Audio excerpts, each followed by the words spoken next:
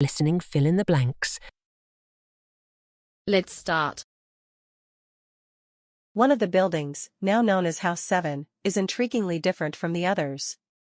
This building is detached from the others, and has a door which door could only be secured from the outside, suggesting that the house may have served as a type of jail, an unusual necessity in a village of less than 100 people.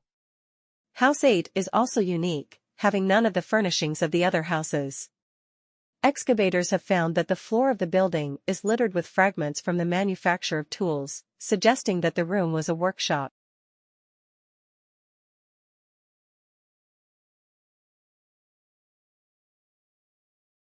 The standardized house design has led some to believe that there was no hierarchy of rank within the settlement, and that all villagers were equal. Whether or not this is true is debatable. However, it is likely that life here was probably quite comfortable for the Neolithic people. The villagers kept sheep and cattle, and grew wheat and barley. They probably traded these commodities for pottery. They would have hunted red deer and boar for their meat and skins. They would also have consumed fish, seal and whale meat, and the eggs of seabirds. The skin and bones of these animals would have provided tools such as needles and knives. Flint for cutting tools would have been traded or gathered from the shore. Fuel probably came from seaweed, making the inside of the dwelling smoky and probably smelly. Driftwood was probably too valuable to burn.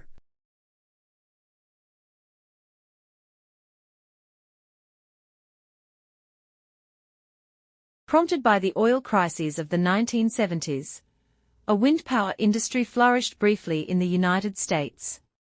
But then world oil prices dropped, and funding for research into renewable energy was cut.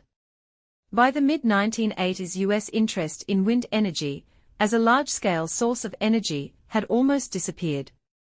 The development of wind power at this time suffered not only from badly designed equipment, but also from poor long-term planning, economic projections that were too optimistic, and the difficulty of finding suitable locations for the wind turbines.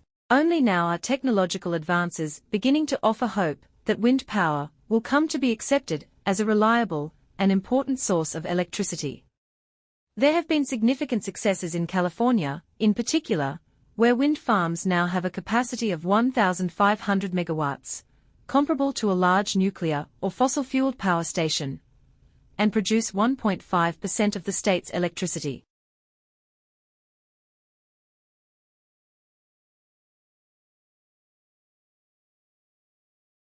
The pressure to transform our institutions of learning continues. Virtually every enterprise and institution is grappling with the disruptions and opportunities caused by web-enabled infrastructures and practices. New best practices, business models, innovations, and strategies are emerging, including new ways to acquire, assimilate, and share knowledge.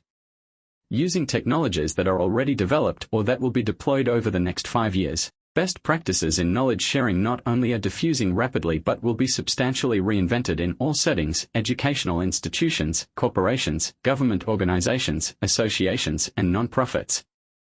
But institutions of learning are in a unique position to benefit from an added opportunity, providing leadership in e-knowledge.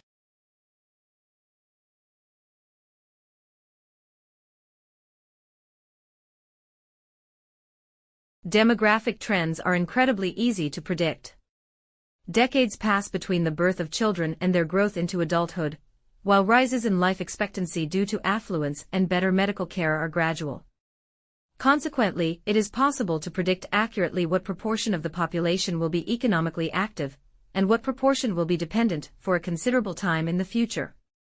Hence, we know that rising as people are living longer, and having fewer children, and having them later in life, population structure will skew much more towards the aged.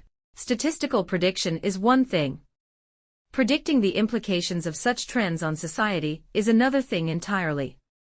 In the 1900s, demographers could, or at least should have predicted that trend towards city living as opposed to country living was likely to continue, as indeed it did, becoming one of the most defining features of the 20th century.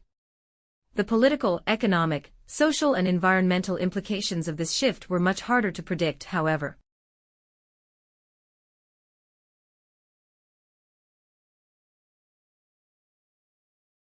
Consequently, the social mix of students at the top universities remains sadly biased towards the rich and privately educated, although thanks to increasing numbers of bursaries providing free private school education to academically gifted youngsters, it is possible to be one without the other.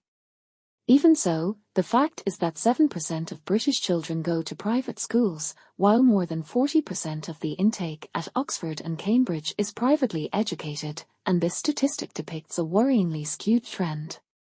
The proportion matters because, although there are obviously plenty of other universities offering excellent study programs, an Oxbridge or Ivy League degree undoubtedly enhances employability in the ruling professions.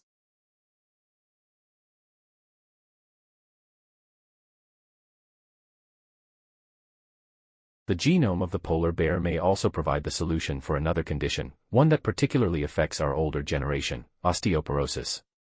This is a disease where bones show reduced density, usually caused by insufficient exercise, reduced calcium intake or food starvation.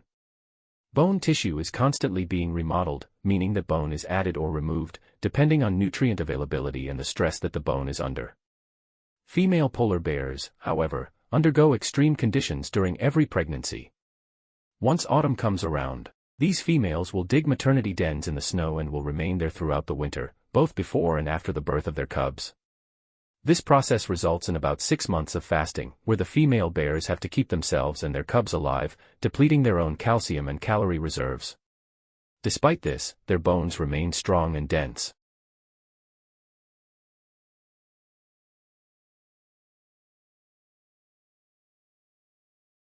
Tickling is caused by a light sensation across our skin.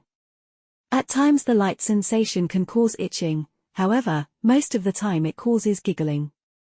If a feather is gently moved across the surface of the skin, it can also cause tickling and giggling. Heavy laughter is caused by someone or something placing repeated pressure on a person and tickling a particular area. The spots tickled often are feet, toes, sides, underarms, and neck, which cause a great deal of laughter. An institute has found that tickling sensations involve signals from nerve fibers. These nerve fibers are associated with pain and touch.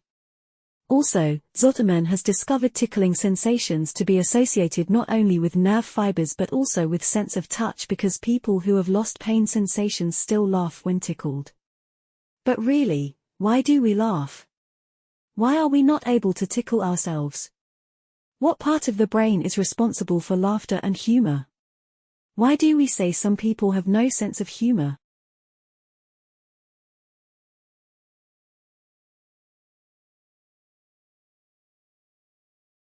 Polar bears are being increasingly threatened by the effects of climate change, but their disappearance could have far-reaching consequences. They are uniquely adapted to the extreme conditions of the Arctic Circle, where temperatures can reach -40 degrees Celsius. One reason for this is that they have up to 11 centimeters of fat underneath their skin. Humans with comparative levels of adipose tissue would be considered obese and would be likely to suffer from diabetes and heart disease.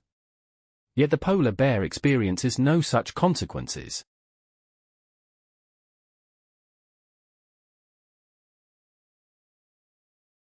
Like, share, subscribe the channel, and press the bell icon for further updates.